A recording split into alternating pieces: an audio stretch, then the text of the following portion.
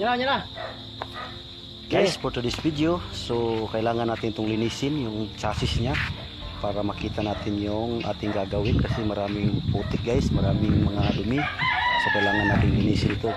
I-washing natin ng power spray para pagtrabaho natin guys, malinis. Saka yung mga bolt, malinis din. Hindi tayo masyadong mahirapan magtanggal sa mga kung anong gusto natin tanggalin dyan guys. So kailangan natin i-power spray dyan.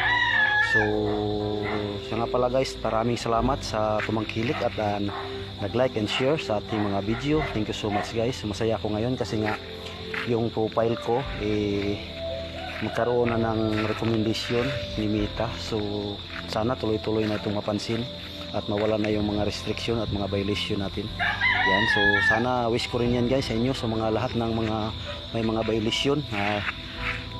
Pinaghinaan na ng loob kasi nga marami tayong violation. So tuloy lang tayo guys, abanti lang, pag-engage lang tayo, tuloy lang sa ating hangarin na sana malagyan na rin ng mga tools yung ating monetization guys. So thank you so much sa inyong lahat.